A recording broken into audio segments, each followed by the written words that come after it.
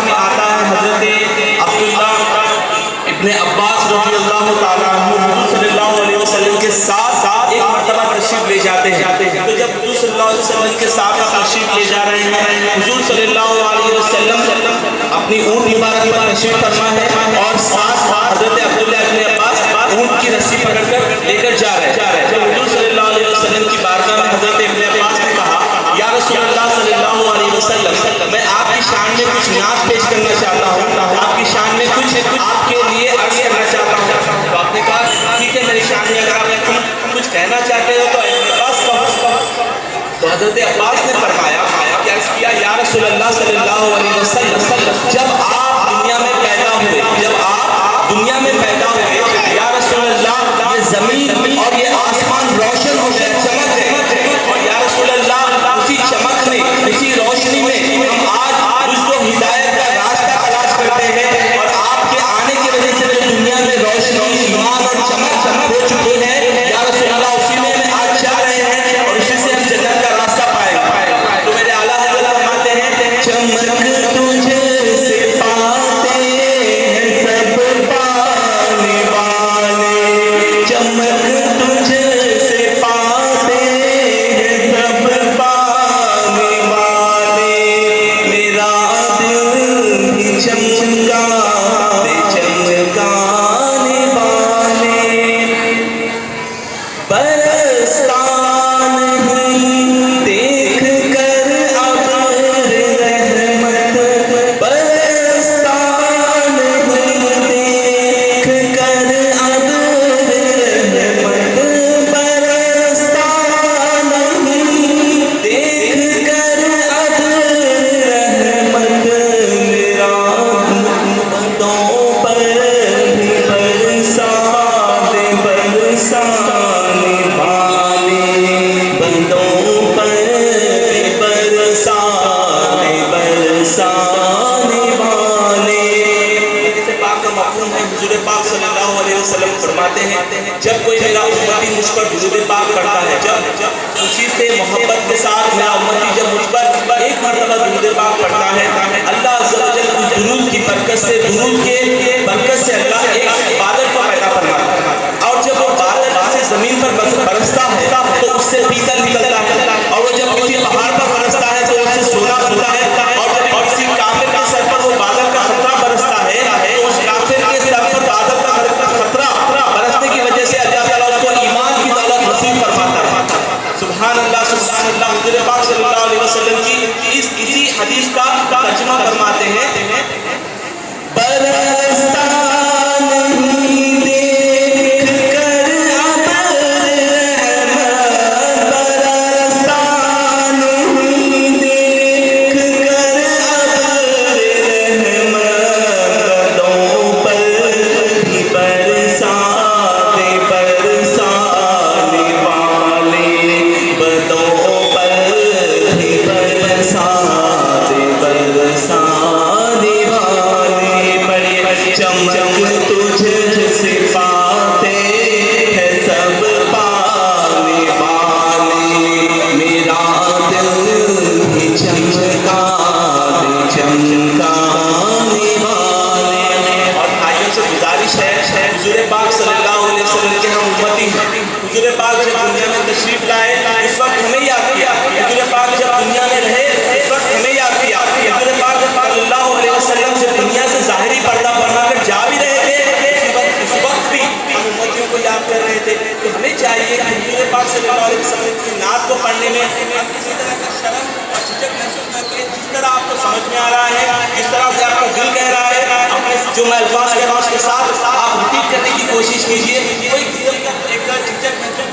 نہ کیجیے, کیونکہ الحمدللہ ہم حضور پاک کے امتی اور غلام ہیں. ہمیں چاہیے کہ ہم خوشی اور محبت کے ساتھ نعت میں حصہ لیں. انشاءاللہ عز و جل حضور پاک صلی اللہ علیہ وسلم کی بارگاہ میں اگر یہ نعت بھی کلام اگر قبول ہو جائے تو انشاءاللہ عز و جل ہمارا بیڑا پار ہو جائے.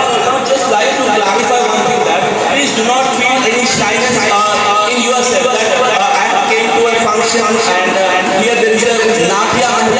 you don't feel shy or you don't feel any sort of guilt inside. You have to praise the Prophet sallallahu alaihi wasallam the whole